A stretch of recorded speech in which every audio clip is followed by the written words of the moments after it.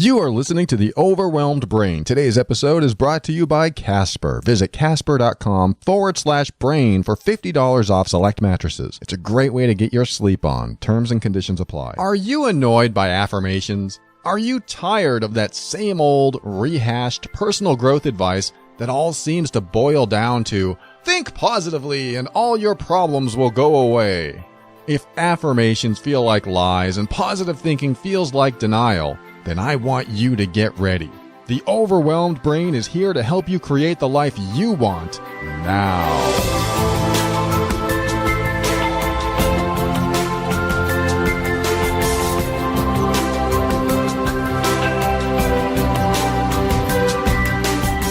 Welcome to The Overwhelmed Brain. I am your host, personal empowerment coach, Paul Coliani. I am here to help you increase your emotional intelligence, strengthen your self-worth and self-esteem, and empower you so that you can make decisions that are right for you.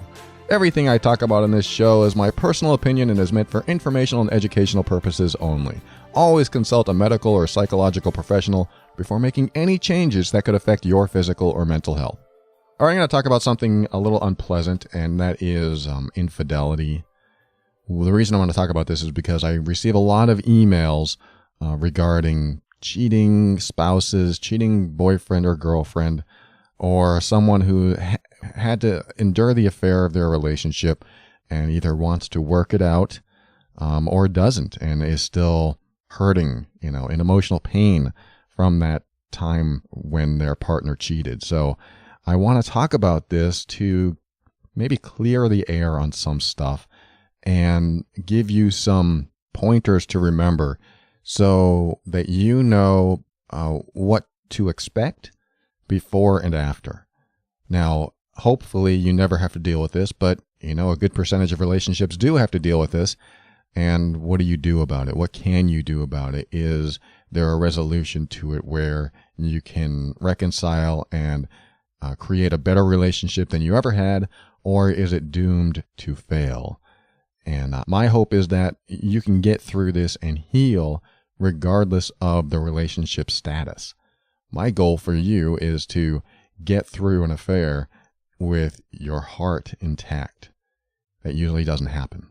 In fact, your heart is the very thing that gets damaged, along with your sense of safety and security and trust and everything else that's wrapped up into a relationship that you expect to be there. Yet when there's any type of betrayal like this, that it disintegrates and is sometimes just shot, is just gone. So I want to address these things in this episode, and I've got a bunch of bullet points that I want to go over.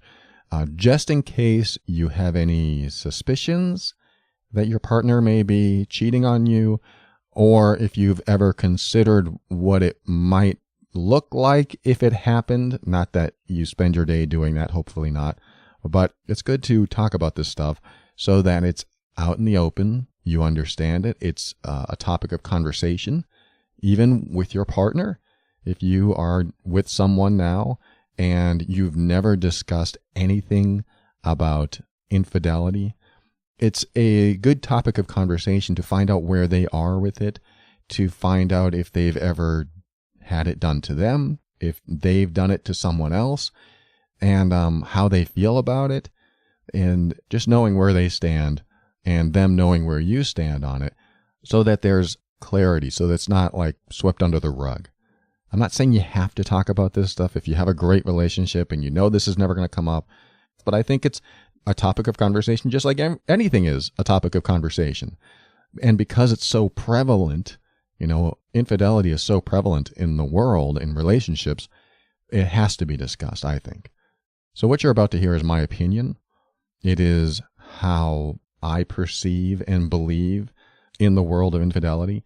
It is something that I've gained experience and maybe some wisdom through talking with many, many clients, hearing from many of the listeners that write to the show, and just understanding infidelity from the perspective of many people who have gone through it.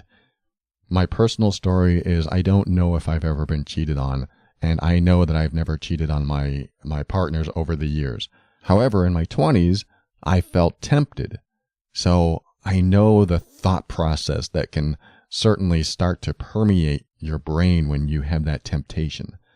But the idea of any relationship, in my opinion, is that it's okay to have temptation, but it's not okay to act on that temptation when it involves betraying your partner.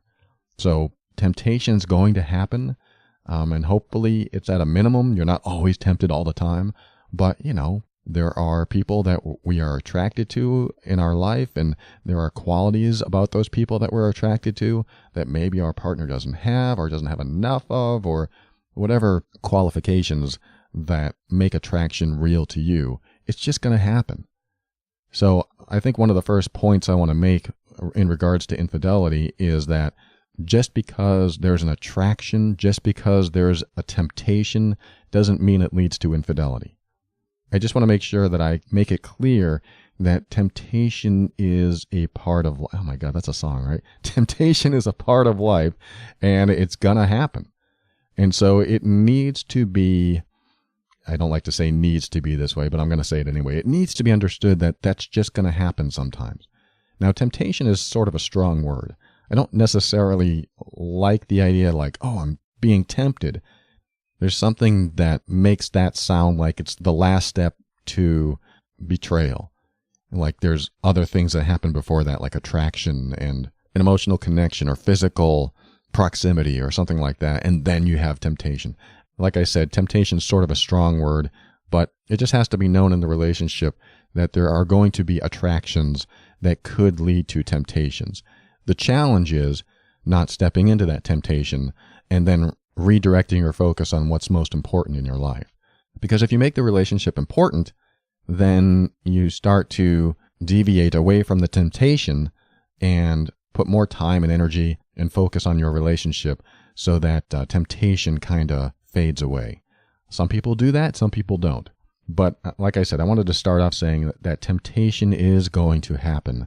And hopefully your relationship has the strength and the agility to succeed through any type of temptation. Because you know what I mean. You're even at the movies, your partner's going to look up and go, wow, that actor's hot.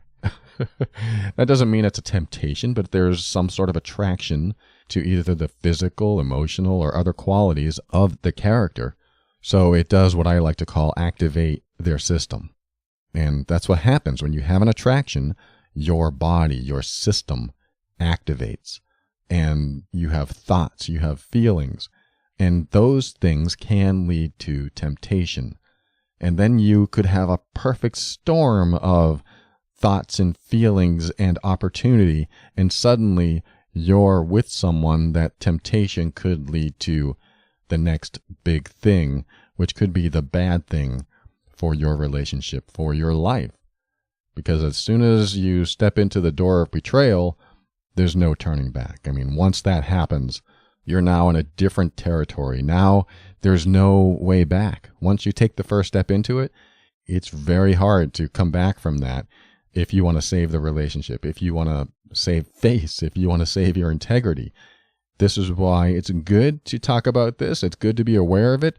If you're aware of your own temptations now and you're having thoughts about betraying, this episode will be very helpful for those who have these temptations, and also for those who are on the other side, the partner of the person having the temptations, so that there's an understanding of it before the betrayal and if the betrayal happens afterward. So when we come back, I'm going to go through the basics of cheating and what may make or break a relationship. Again, these are going to be my opinions and hopefully a formula to help you get through the betrayal, if it happens, in the healthiest way possible. Be right back.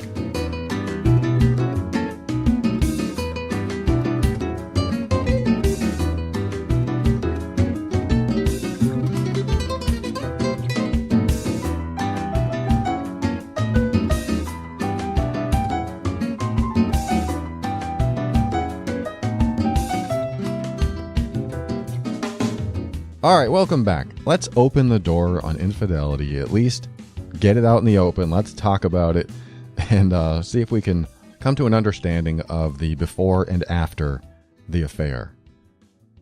My first talking point is cheating doesn't mean your partner is a bad person. Now, this is kind of a gray area, I know, but I'll explain that in a moment. Cheating doesn't mean your partner's a bad person, but it does mean they're doing bad behavior. Now, if you don't think cheating is bad behavior, then this segment isn't for you. But everyone I've ever met believes that if their partner cheats on them, it's unacceptable. It's bad.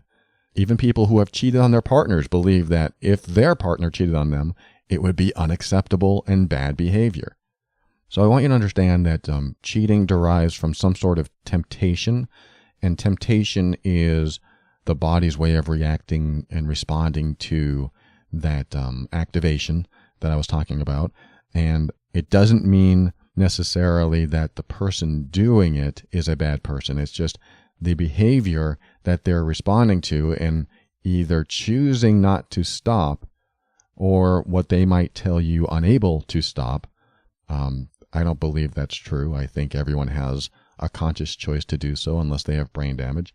But I believe that everyone has the conscious choice to withhold from temptation or give in to temptation.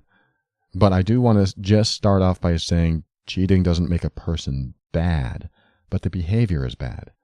And I'm not saying that because they're not a bad person, that you must stay with them and all that, but I'll explain more about this in a little bit.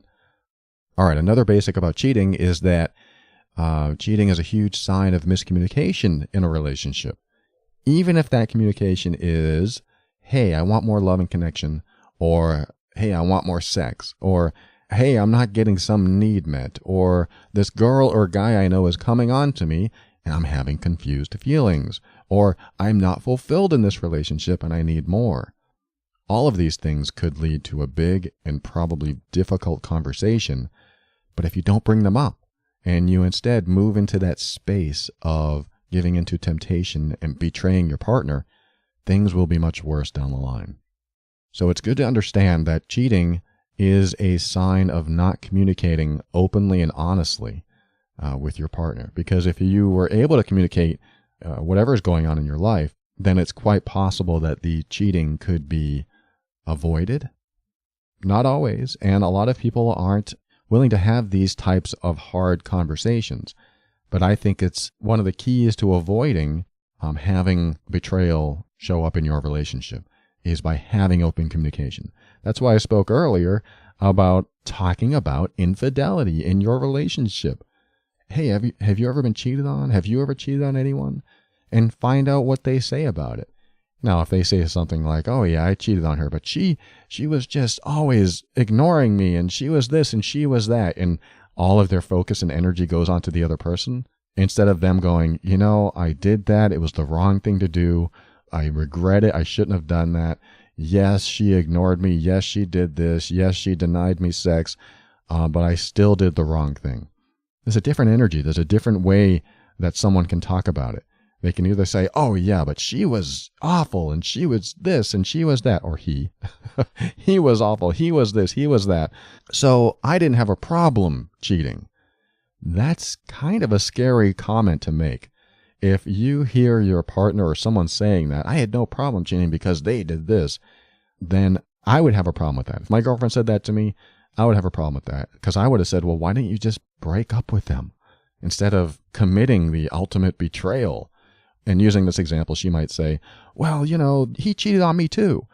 And then I would have said, yeah, but at that point, why didn't you break up with him and go, I don't want any part of this, instead of going out and becoming vengeful yourself? Now, I will say that could be another gray area. Like, they cheated on me, so I cheated on them, because, I don't recommend that. I would just say, hey, if that happened and you don't like it, then get out of the relationship or work on the relationship. But when you take that kind of step, which is an eye for an eye, again, this is a gray area. I certainly wouldn't encourage it.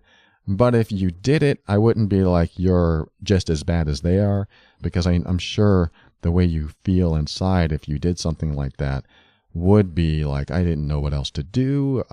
This seemed like the best way to get back at them, to show them how I feel.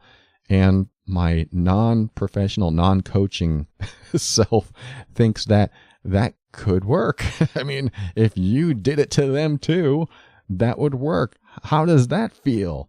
So personally, That's something I might even consider, but I wouldn't even go there. But, my thought process would go there. Well, I'm just going to cheat on her too then. And she'll see how I feel.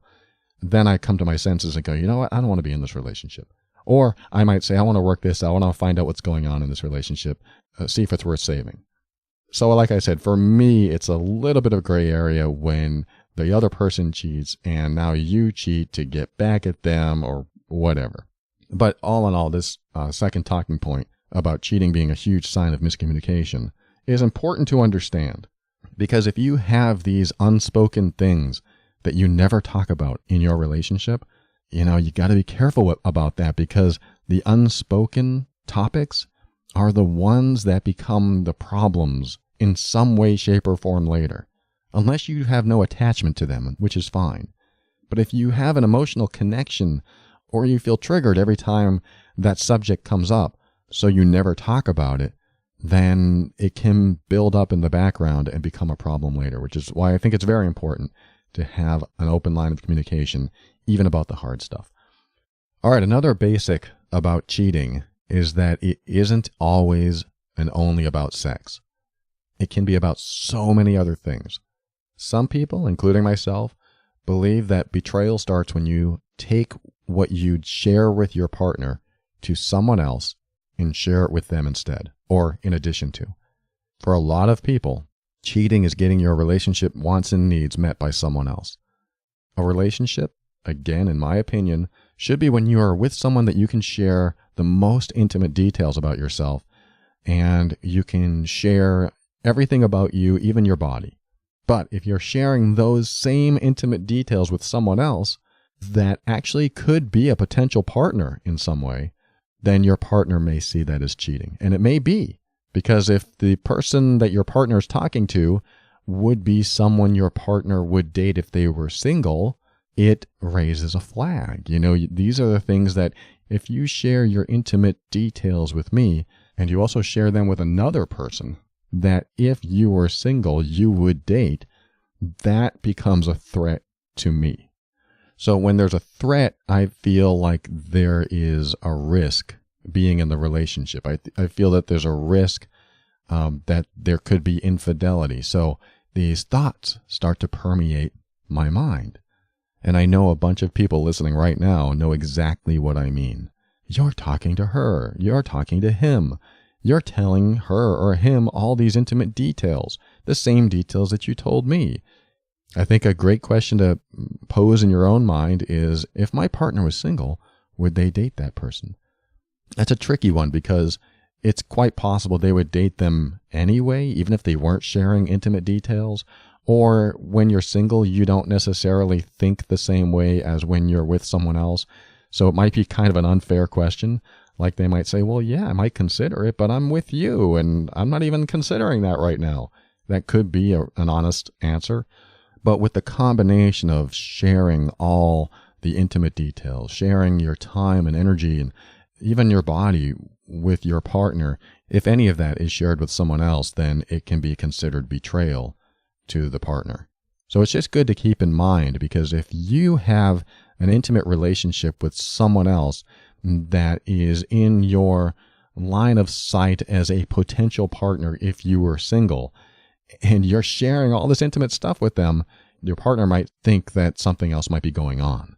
And I've had people write to me and say, yeah, but they've been my best friend since high school, and I think that's okay. I think you can have people that could be a potential partner as great friends, as best friends, but if they are getting all the same information that you share with your partner, if they are feeling the emotional connection that you share with your partner, if there's intimacy beyond a friendship, and your partner feels like there's a threat, then you just have to consider the ramifications of the closeness of that friendship. Doesn't mean you have to get rid of it, but you have to really consider what your priority is in life. If your priority is to share everything with your best friend and your partner doesn't like it because if you're single, there's a potential relationship connection there, then you might have to make a choice. I'm not saying you just ditch the friend or ditch the partner, but you might have to look at your priorities and go, what's most important to me? Do I want my best friend forever and I'm going to make sure that I'm always telling them all the secrets about everything that happens to me and us? Or do I want to put all my time and energy and focus on my relationship because that's the person that I want to spend the most time with and have the most intimate connection with? And some people out there won't want an and both solution. Some people won't want their partner to have this friendship that they share everything with this person, along with sharing the same things in the relationship, because it makes the relationship feel not special. And when the relationship doesn't feel special, doesn't feel safe and secure and behind this lockbox of emotional security, physical security, then the box is unlocked and you feel exposed as the partner or someone who's doing this. So this is where that comes from. If you or your partner are in any type of intimate friendship, that's why it can appear as a threat to the partner. And relationships are built on the idea that you should feel safe and secure and protected in the boundaries of that relationship. Anyway, one of the next basics of cheating is that cheating can be absolutely devastating to the other person.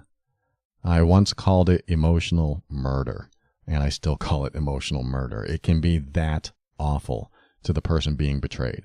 When you betray your partner, it's like ripping their heart out and throwing it on the ground. It lets them know that you don't care about their thoughts and feelings, that you can do anything you want to do without caring what they think. And I've heard from people who have cheated that say, but I love my partner. I don't know why I cheated. I love them. I never even thought about cheating. It just happened. And, I have a definition of love that if you really love someone, then you support their happiness. That's how I define love. Again, these are all my opinions, but if you love someone, that means you support their happiness. When you support someone's happiness, and you know that cheating is devastating to them, then I can't honestly say that you love them, at least in the way that I define love. Now, the people that have reached out to me and say, I loved my husband, I loved my wife, and I still cheated. I don't know what came over me. I still did it. The only way I can reconcile that is that that person may define love in a way that's more about themselves than the other person. If you define love as, I love the way I feel when I'm with you, I call that being in love, then you don't love the person in a way that supports them. You are only in love with that person in a way that supports you. Again, that's my definition of love. I believe if you truly love someone, you want them to be happy. You support their path to happiness. And when you define love that way, it makes you question your own behavior in a way that supports them. In other words, loving someone means questioning yourself before doing anything that might be seen as a betrayal. If your actions and your behavior can be seen in their eyes as betraying their happiness, betraying their trust, betraying their sense of security with you, I don't see it as love. I hate to say that, but this is how I perceive it. So I like to say when you love someone, ask yourself the question before doing anything that you might think is a little questionable. Ask yourself the question, would this behavior make my partner unhappy?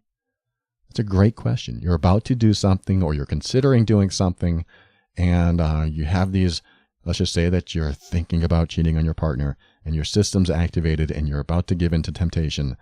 Would this behavior make your partner unhappy? I think I told this story in the air once, but I was with someone in a hotel room many, many years ago when I was married. And it wasn't my wife, but I was visiting this person. And while I was in the hotel room, I felt my system activate. And I go, wait a minute, something's going on here. I can't be in this situation. I'm married. I can't feel like this. I just felt wrong. At the same time, feeling like, whoa, there's a big temptation here. There's a big attraction here. What do I do? What should I do? And the question came to my mind. The thought process I'm having right now, the feelings I'm having right now, I'm feeling all this temptation. Is this right? That was the first question. Is this right? Is this even a path I want to start on? Would this make my partner unhappy? Being in this situation, being in this proximity with my system activated like that. And all these big red flags came up. No, no, no, you need to leave. And quite literally, I left. I said, I gotta go. And she's like, where are you going? And I'm like, I can't be here. And we were just talking. It was completely innocent. But however, I still felt activated. And I told her I have to go. And she's like, what are you talking about? And I left. And she goes, where are you going? And from that point on, I never spoke to her again. I hope she's not listening because she's never heard this story.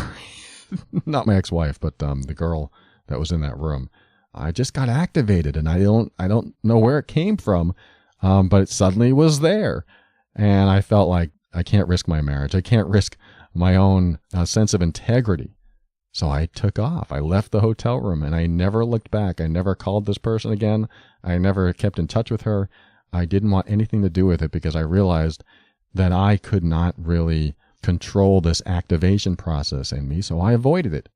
And I'm grateful that I avoided it because I never wanted to go down that path.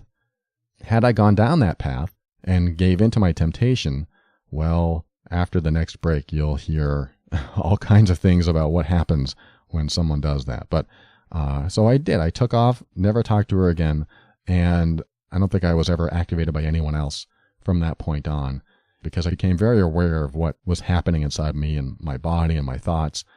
And I decided to refocus my energy on my marriage. I needed to refocus. I mean, yes, there were things going on in my marriage that made it tough. My marriage ended up falling apart anyway. And I could point at those things and say, those are the reasons I was unconsciously seeking intimacy with someone else. But quite honestly, this is the way it is for all of us. Unless you have brain damage, we have control over our own behavior, no matter how tempting something is. We have control. We can choose to say yes. We can choose to say no, even though it feels overwhelming and overpowering and our body is working the way it's supposed to work and we want to give in. We can still say no. Just ask yourself the question, would this behavior make my partner unhappy? And that will ground you. That will bring you back to reality, where you can go and, no, this is a bad thing. I need to start focusing my energy somewhere else. So anyway, I just wanted to share that with you because there was a temptation. Like I said, in my 20s, I was also tempted. But when I was married in my 30s, I felt that too. I think when you love someone and you ask yourself that question, you end up doing things that reinforce that love for that person so that you can stay in alignment with the values of a healthy relationship. That's what I always encourage, stay in alignment with the values of a healthy relationship so that you can always work toward making it better instead of always trying to find a way to get your needs met somewhere else. However, and this is a big however, if you absolutely must do something that won't make your partner happy, a course of action that respects that person the most will be either to A, express what you want to do and have a discussion about it. A lot of people won't go there. Or B, separate. So A or B, if you're having these temptations and you want to do something about it, you want to give into that temptation, have a discussion with your partner. I know it's like, no one would ever do that. Why would I do that? Why would I have a discussion with my partner that I want to cheat on them? I think it needs to be brought up because if you're really going to cheat on them, it's going to go a lot worse. It really is. It'll be fine in the moment, but later on, it's a lot worse. Believe me, if you don't bring it up first, it'll be a lot worse later. So I'm not saying that you have to say, hey, hon, I think I want to cheat on you. I think it has to be a discussion of, hey, hon, I'm not getting my needs met in the relationship. I think we need to talk about it. I think it's a great conversation to have, even though it might be the hardest conversation to have, or one of the hardest.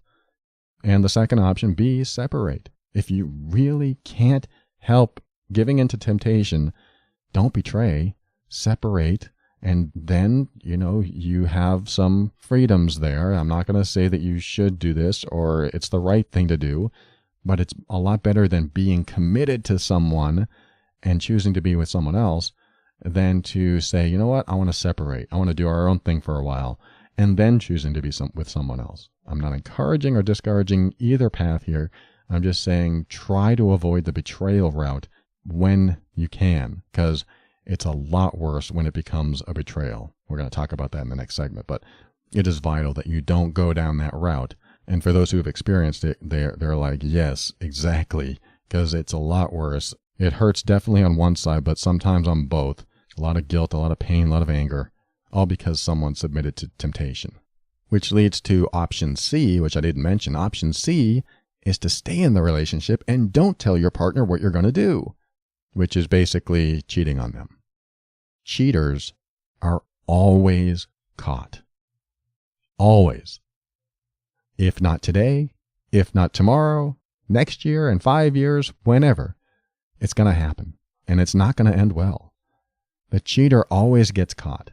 Now, I don't mean red-handed. And I don't mean that someone has irrefutable proof about it. I mean even in the slightest, tiniest way that you may never consider.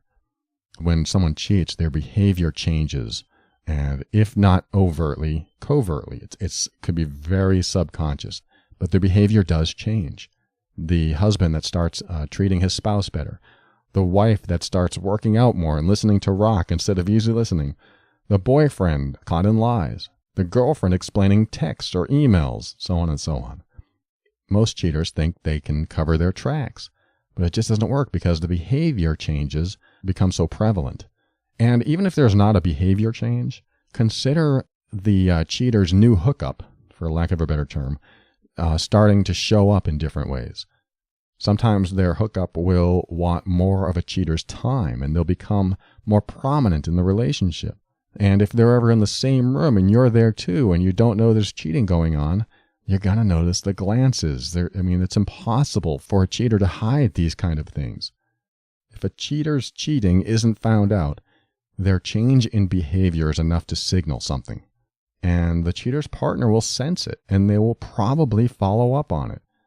My girlfriend was married to a cheater, and when she suspected it, she found no overt evidence of his cheating, but she suspected it. She's like, something's going on, and I don't know, maybe, and she was doing something that I highly recommend against, which was justifying the red flags. Never justify the red flags. The red flags are there to tell you to investigate more. I might get some flack for that, but if you have a suspicion, investigate. Find out what's going on. Don't justify the red flags. So that's what she did. She had this little voice in her head saying, check his phone bill, check his phone bill. So she decided to open up, and she discovered something that I won't even share with you, but let's just say it was quite obvious that the person he claims to never talk to, he has talked to quite a bit. And so from that point on, she knew exactly what was going on. She knew he was lying and that her intuition was correct, that those red flags were real, because she investigated. Sometimes you have to investigate. Investigation leads to closure. Investigation helps you either prove that they're cheating or make you feel better because they're not. Either way, it's closure. So if you have the suspicion that they're lying or betraying, then sometimes you do have to do that investigation just to get that closure. And finally, let me get to my last point before the next segment where I talk about what to expect after the affair. This is last but not least of the basics of cheating. The cheating person will more than likely have cheated more than once, and maybe with more than one person, when they are caught, as opposed to fessing up before they are caught. This isn't a hard and fast rule, but it should be a consideration. If the cheater has been caught, then the likelihood that it happened more than once is high. The possibility that it happened with more than one person is also high. But it doesn't always mean that. It's just a greater possibility. Now, on the other hand, a cheater who cheats once, or maybe even a few times with the same person, but feels guilty about it and has to confess it to their partner, in that particular situation, your relationship has a greater chance of survival. Because this might actually mean that the cheater has a conscience, has empathy, has compassion, and actually regrets that they would do something to hurt you. This is a big separation in the one who gets caught, who's trying to get away with it, and the one who fesses up. Fessing up, that's one of those hard conversations to have. If you have been the cheater or are the cheater and you fess up, there's a greater chance that your relationship's going to survive it. If instead you're caught and days, weeks, months, or even years have gone by, that kind of deception, that kind of betrayal can last the rest of their life. They may never trust you again, but for a person who's cheating to come to terms and go, you know what, I've got to fess up. I've got to say this because he or she deserves to know the truth. That's huge, because you know it's going to be a punishment for you if you're the cheater. You know it's going to be punishment once you divulge this. But that's taking responsibility. That's saying, I am ready to take my punishment because you deserve to know the truth. And they may break up with you. They may divorce you. They may punch you in the face. I don't know. They may be so angry that you will not be able to do anything about it. And if that's the case, you have to accept their place. You have to accept where they are. And if you want to keep the relationship, you just hope things work out. But fessing up is telling your partner that I want to respect you. I want to love you. I screwed up and I need to say this to you, even though I realize that this could be the end of our relationship. Those kind of hard conversations are the most powerful conversations you can have in life, because it shows that you respect the other person enough to tell them the truth, even if it's devastating. And I believe that your chances of rebuilding the relationship, if you want to keep the relationship, are much greater when the cheater fesses up instead of getting caught, which creates all kinds of havoc, all kinds of heartbreak and trust issues. The fessing up part is the first step back into a trusting process, even though that could be miles away for them to trust you again. It could be miles and miles, thousands of miles away, metaphorically speaking. So there are just a few of the basics of cheating that I wanted to get out of the way before we talk about what to expect after the affair. We'll be right back.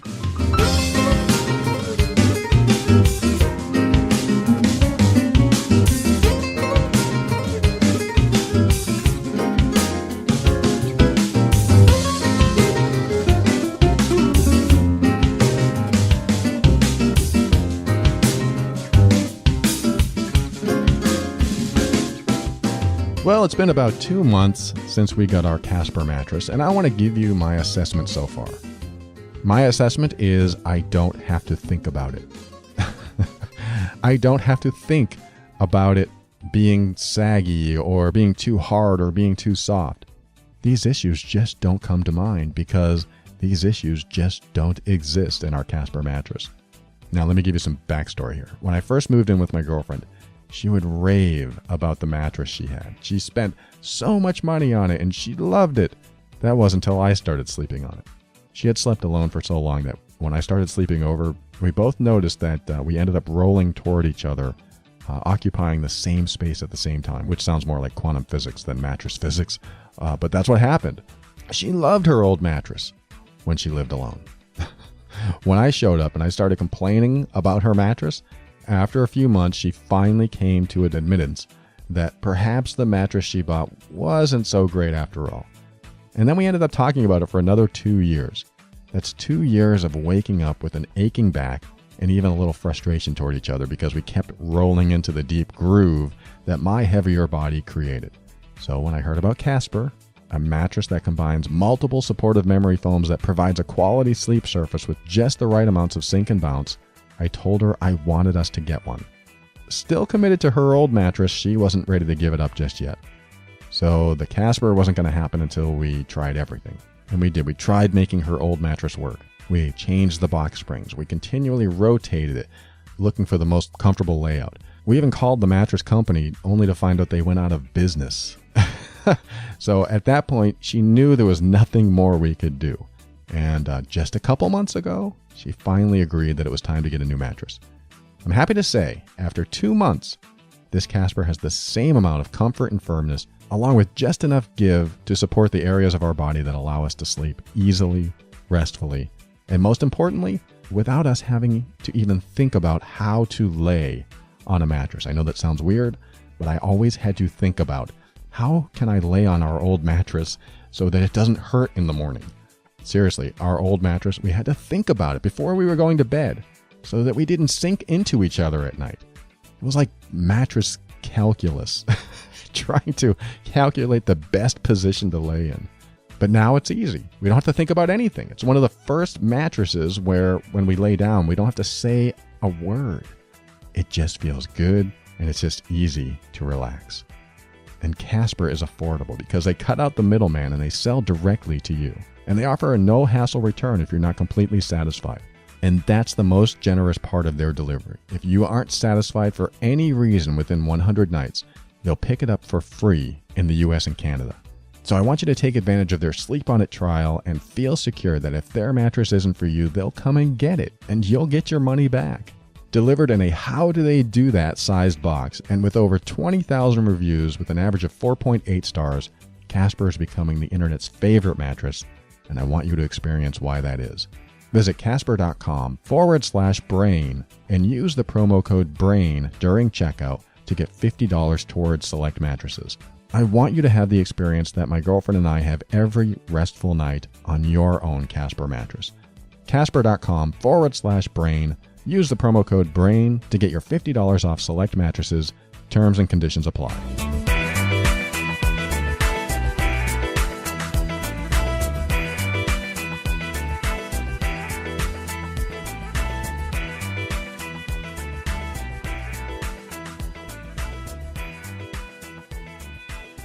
All right, welcome back. Part 2 of our infidelity episode. And this part, we're going to talk about what to expect after the affair. And this is if you choose to stay in the relationship. If you choose to leave the relationship, that's a different set of variables sometimes, but and there's still healing involved, absolutely.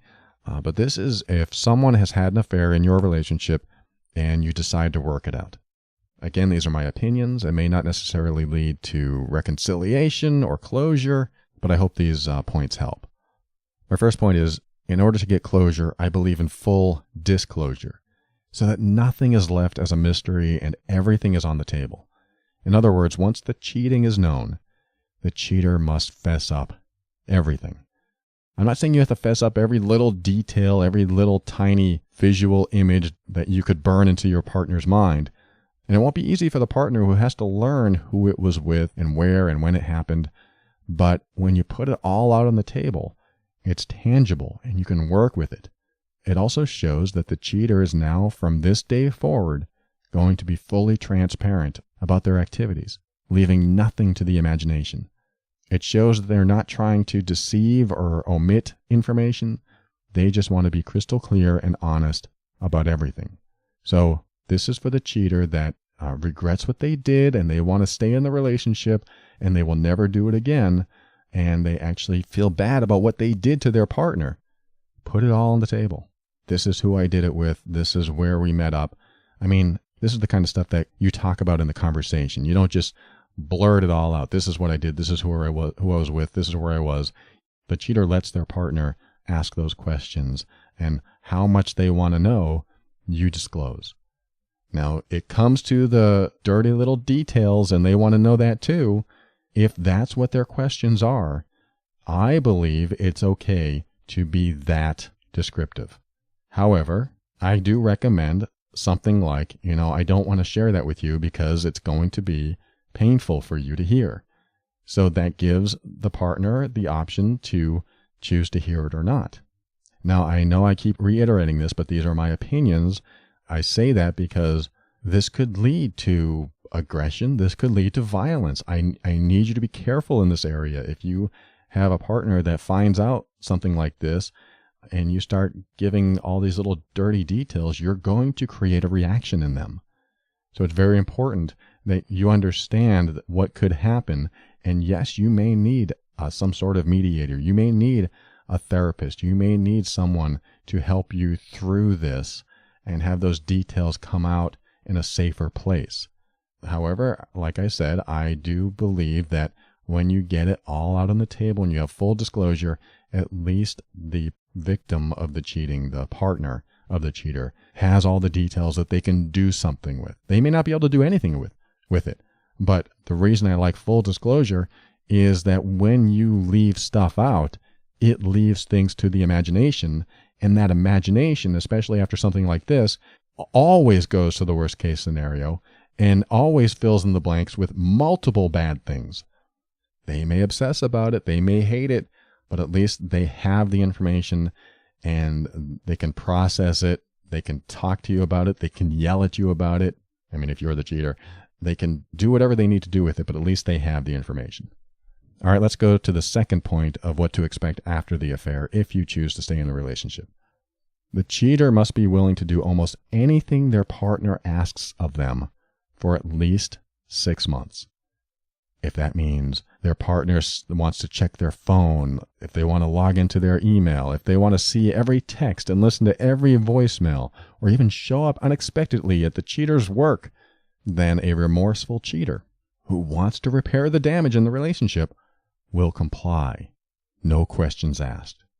In other words, a remorseful cheater will live in a glass house where their partner can see everything going on in their life. This is their retribution. This is their form of rectification for committing emotional murder. The cheater must willingly and voluntarily live under the scrutinous eye of their partner until the partner can learn to gain trust in them again. I've heard from people who their partner cheated, and the partner, after like a month or so of being under their scrutinous eye, was like, all right, lay off me. You've seen enough. You've seen all my texts. You've seen all my emails. You interrupt me at work.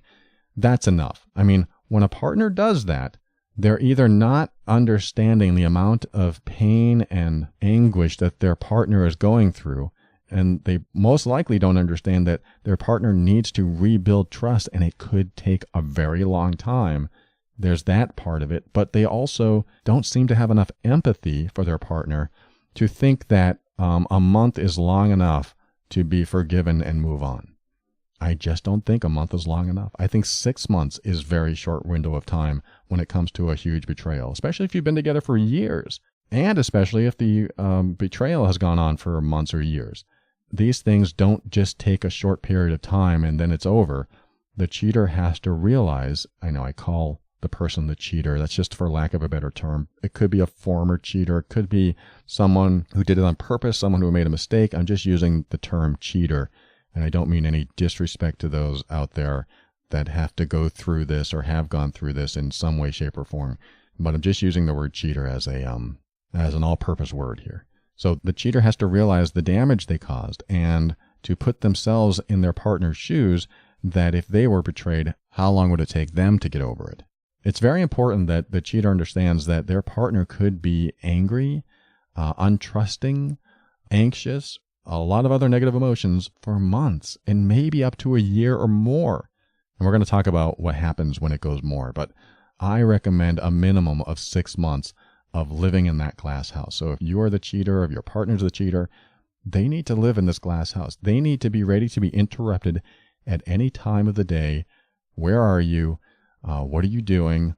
Because the victim of the cheating needs to reinforce in themselves that you are now showing up with integrity, you are now telling the truth, and they need to build references that every time they check on you, you are being legit, you are being honest, you are being monogamous, you are just showing up in every way your partner wants you to show up. You will be under that watchful eye, and I think it's okay. That's just where I stand. My third point is the cheater must be willing to accept their partner's anger and upset about the cheating again for at least 6 months. The cheater has to remember that their partner has had the ultimate betrayal happen to them. Their trust and security has been thrown out the window by the very person they were supposed to have the most trust and feeling of security with. So if you're the cheater, when you're getting yelled at and told how much damage you've caused, I believe you should just sit there quietly and take it. And you need to let it happen without question for at least 6 months. If you don't do it for at least 6 months, the relationship can bypass the healing process and make it difficult to regain any sense of happiness. I believe it's okay for the cheater to be made to feel guilty for a while. After all, the cheater murdered their partner's heart, and now the cheater has to endure some pain because of that. It sounds harsh. It doesn't sound like that unconditional loving place that we should all come from. I say it sarcastically. But unless you've ever been cheated on, you may not realize just how much damage you caused. Again, like I said earlier, the cheater is not a bad person because they cheated, but they did do bad behavior. They may be a bad person because of other things they do in their life, but I'm only talking about cheating. So if you've cheated or your partner's cheated, I'm not saying you're bad or unworthy. You did the deed for sure, but I'm helping both cheaters and victims of cheating understand the basics and the aftermath. All right, my third point after the affair is that the residual could last years. If you are unable to fully get over and heal from the cheating, and the cheater doesn't display all the signs of remorse and wanting to be completely transparent and willing to take their punishment, the healing may not have taken place. That means the anger and the upset will likely stay in the relationship to be re-triggered time and time again. These triggers are very much indicators that trust has not been reestablished and the victim does not feel safe enough to let their guard down. Imagine living life not being able to let your guard down. There are listeners of this show that are living that very life now. When you can't let your guard down, then you can't access your full breadth of emotions that you have, the full access to happiness, the full access to productive anger where you get things done. Sometimes the people who let their guard down will close up. If I'm too happy, then I'm vulnerable and somebody could smash that happiness or throw it back in my face, and now I'm miserable again. So they keep their guard up. This can happen in a relationship. If there's been cheating without the healing, the guard never comes down and you never have a fully fulfilling relationship. This means that you could be re-triggered over and over again, which is an indicator that trust hasn't been reestablished and the victim doesn't feel safe enough to be as intimate as they want to be. So it's important to understand if you don't go through the necessary steps of healing, which involves the minimum of 6 months of the cheater, living in that glass house and sitting there accepting of the anger and any type of punishment that their partner wants to throw at them. I mean, within reason. I'm not going to say that it needs to be hit over the head with a club or anything like that. There are limits to this. But, you need to go through this processing and releasing and healing. Otherwise, if you bypass all that, like I said earlier, if the cheater is like after a month, you need to get over it already, then you will deal with the residual for probably years up until the rest of the relationship. All right, the fourth understanding that you need to have after the affair is that the cheater will probably need to learn how to make their partner a priority above almost everything else. This could mean quitting their job because they work with the person they hooked up with, or choosing different friends because one of their friends is the person they hooked up with, or something else. This doesn't mean I'm endorsing this or advising this, but big steps in the direction toward the relationship and away from what influenced the cheater in the first place goes a long way in the partner of the cheater's heart. Now, these major steps, I realize, might not be possible. But keep in mind, if the cheater wants the relationship to work out, they really want it, they are so remorseful, and they want to repair the damage, they are willing to make sacrifices in other areas of life to prove that they want this above all else. Again, this may not be the path that the cheater needs to take, but these kinds of sacrifices, these kind of compromises in their life shows a level of commitment to the relationship where the cheater is really willing to do anything. I see that as a big plus in the healing and regaining trust department. If the cheater is willing to make sacrifices to show their partner just how much they're committed to the relationship, that can go a long way toward healing. And I'm going to reiterate this. I'm not saying I advise this or endorse this. I'm saying that when it does happen, when the cheater makes a huge sacrifice and says, I will never talk to that person again, I've quit that department, I don't hang out with those friends anymore, that can be a sign of accelerated healing for both of you. Yes, when the cheater feels bad, feels guilty, there's healing they need to do too. We're going to talk about that momentarily. But those sacrifices, those compromises in their life can show the level of commitment, the level of remorse, the level of even empathy they feel that puts you both in a better position to rebuild the relationship stronger than ever. Now, the last thing to expect after the affair, if you choose to stay in the relationship, is that the cheater, if they are doing almost all of these steps, must be allowed to let go of the guilt and release themselves from any emotional prison they or their partner set them up in. Yes, the cheater gets reprieve after the months of punishment that have been administered. Like I said, I usually set a minimum of 6 months, but it can sometimes take up to a year. And hopefully in that year, there is more and more leniency from the cheater's partner, month after each month, because the cheater should now be being completely open and honest about what's going on in their life and willing to do whatever their partner wants to show that they are all in. Accepting their partner's upset and anger is a big one. Taking it, knowing that this is what happens and what needs to happen to start the healing process. And the cheater needs to understand that triggers can happen even years later, but the cheater needs to be okay with that. Now, that doesn't mean you should face the same triggers over and over and over again for years. If you're having the same issue come up over and over again, you need to get through it. You need to talk about it. You need to work through it, because the same trigger that comes up, you cheated on me 3 years ago and I'm still upset about it. If that's happening, like I said, the healing hasn't taken place. The cheater either hasn't gone through all these steps, or their partner hasn't learned to get beyond these steps. And there could be some sort of counseling needed for the both of them. But, more often than not, if all of these steps or points are taken or understood, then the healing can take place. But there will be triggers. Even years later, even through the healing. Like if you haven't gone to the beach in years, and then one day you're at the beach, the cheater's partner could be triggered because they're looking at a body in a swimsuit, and the partner's like, oh, that reminds me of when you did this, and I'm really upset. I have feelings to process now. And the cheater, or former cheater, has to go, okay, let me hear it. What's going on in you? And they are just open to it. But that shouldn't mean that every time you go to the beach you have to face that. You should be able to get through these things and talk about these things as long as it's open communication and the former cheater is willing to allow that stuff to come up and give their partner a safe place to express it, because it's going to come out. And if the cheater is making their partner a priority, then they're meeting the criteria to facilitate healing in the best way possible. Now I'm going to close this segment, and when we come back, I'm going to say some thank yous, and I'm going to give you my final thoughts on all of this just to wrap things up. Thanks for joining me today. Be right back, and we'll close the show with my final words after this.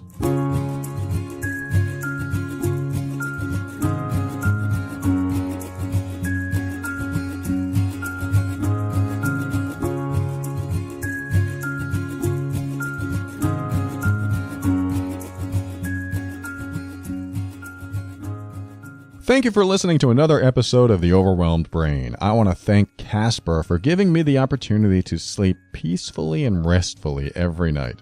Visit casper.com/brain and use the promo code BRAIN to get $50 towards select mattresses. Terms and conditions apply. I also want to thank members of the Patron program. The TOB Patron program is a great way to say thank you for this show. Not only that, patrons get the bonus episodes, workbooks, and even e-coaching if you choose that option, so I like to give back even more whenever I can. So thank you again to patron members. You're an important component of this show. If you'd like to become a supporting member of the show, visit patron.theoverwhelmedbrain.com. And I want to tell you about the MEAN workbook. This is the evaluation and assessment guide for difficult relationships. That's what we talked about today, at least a difficulty in the relationship. I talk with so many people that don't quite know what emotional abuse is, or they think that verbal abuse is only when someone yells at them or calls them bad names. But I do run into a lot of people that know what manipulation is. However, these same people may not know about the subtle manipulation going on in their relationship right under their nose. My take on all this emotional or verbal abuse and manipulation is that you're experiencing it if, before you got into the relationship, you were fine. But after getting into the relationship, you started feeling bad about yourself. You started questioning your decisions and feeling less confident in yourself and blaming yourself for everything that goes wrong. If that's you, I might go as far as betting money that there is some sort of manipulation or emotional or verbal abuse going on in your relationship.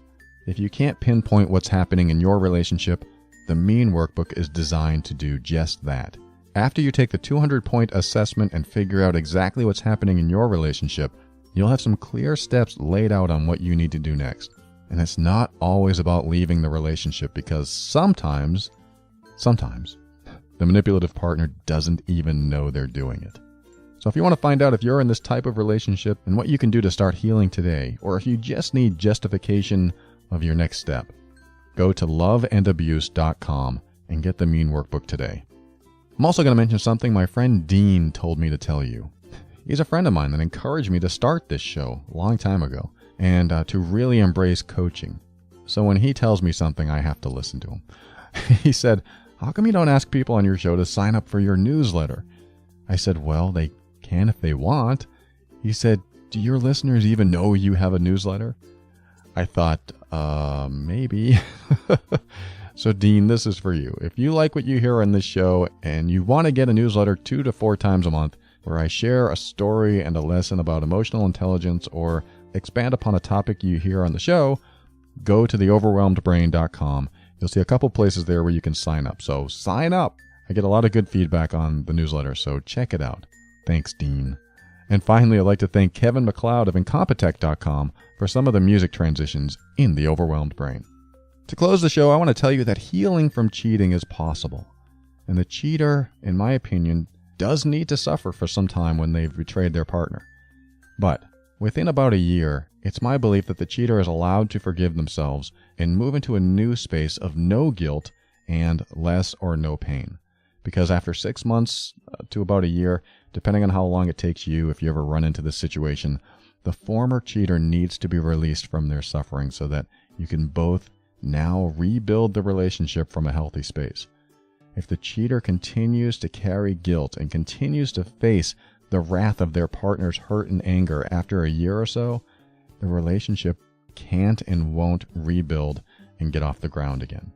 Now, this is for the remorseful cheater that absolutely will never do it again and wants to rebuild the relationship. It's for both of you. If you want to rebuild the relationship, then I believe after the cheater suffers, after you suffer, that the suffering needs to stop on both sides. And I believe that the cheater, once all of the criteria that I talked about earlier is followed, should forgive themselves. They should accept that they made the mistake, forgive themselves, and move forward, closing the past behind them, but never forgetting what happened as a reminder of what could happen again if they ever go down that road. The cheater must let go of the negative emotions, and the cheater's partner must let them. And if the partner can't get past it, the partner may want to consider leaving the relationship.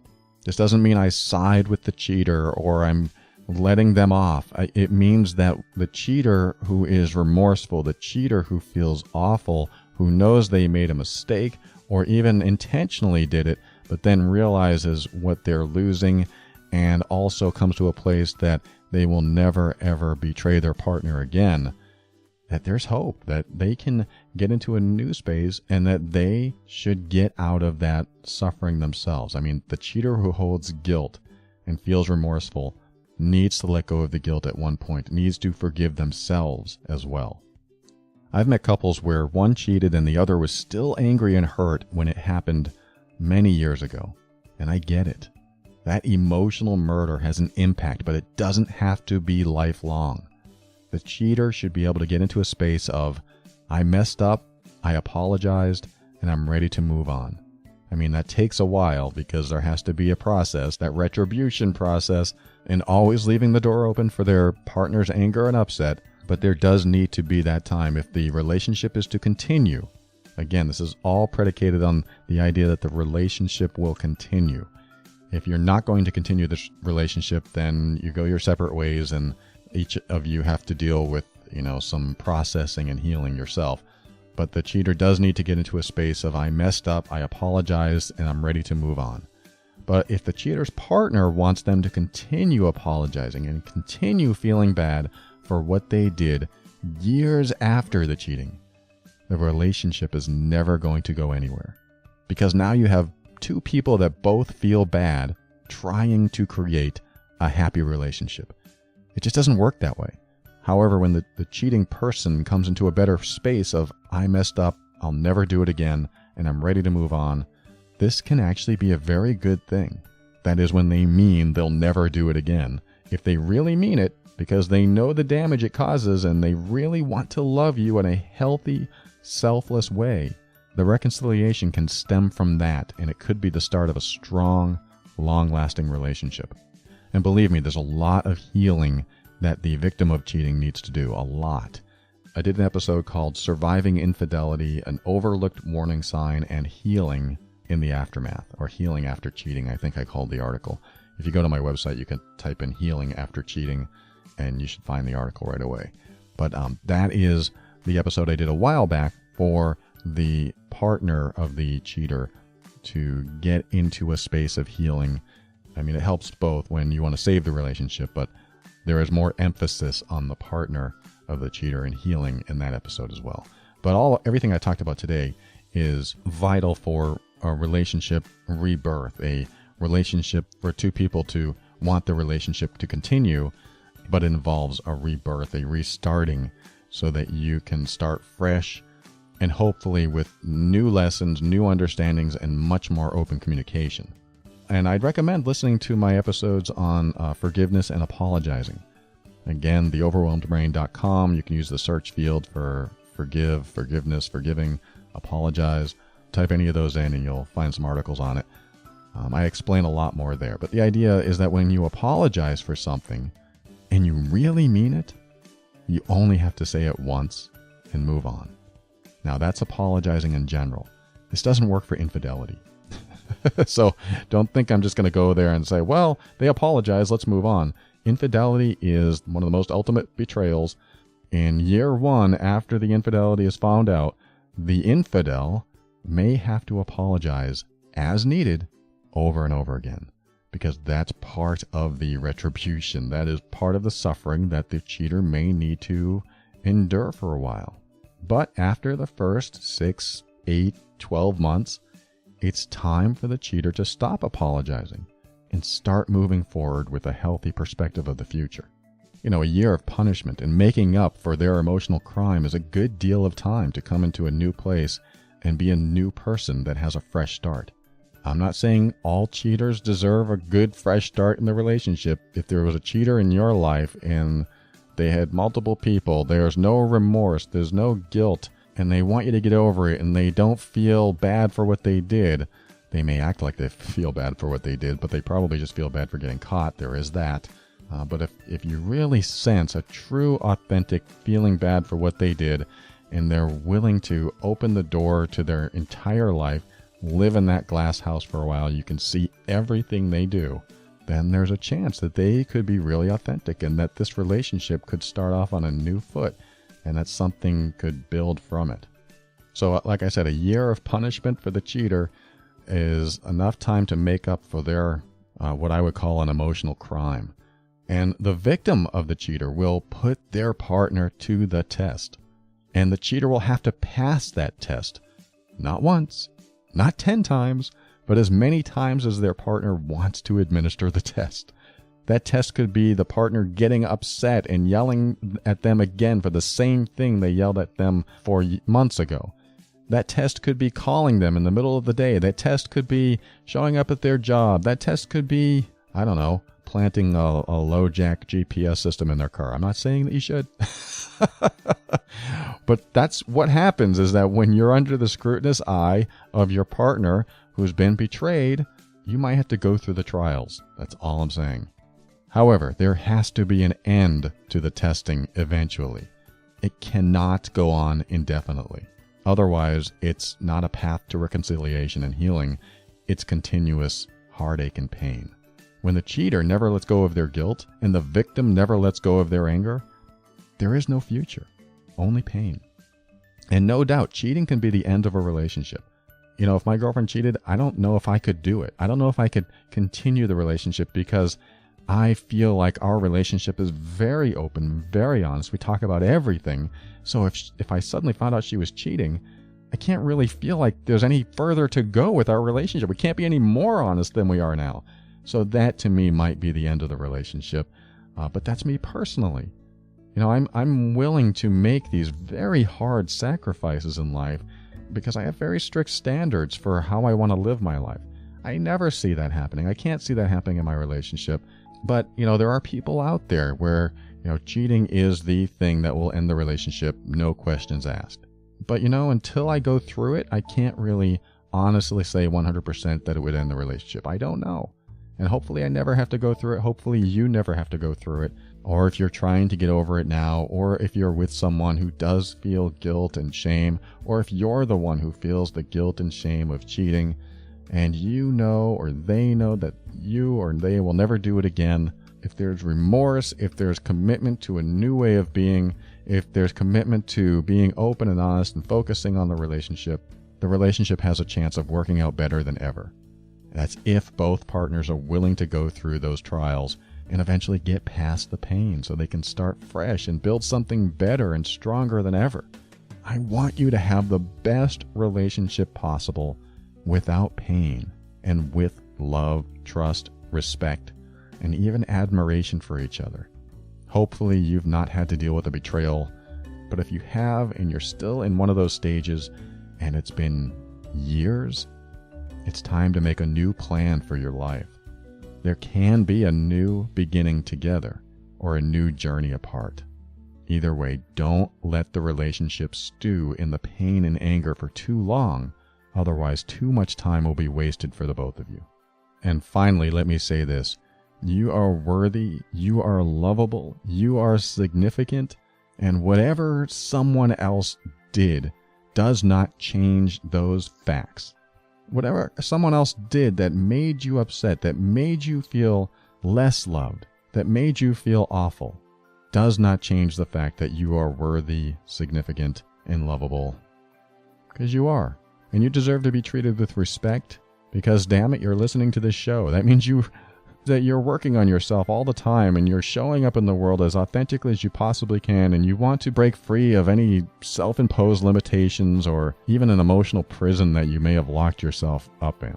Regardless of what you've done in your life, today is not yesterday, and you can decide from this point on what you're going to believe as truth and how you want to show up from this point on. But I'm just here to tell you, you are worthy, you are significant, you are lovable, and don't let anyone ever change those facts. So keep your mind open so that you can step into your power and be firm in your decisions and actions so that you can create the life you want.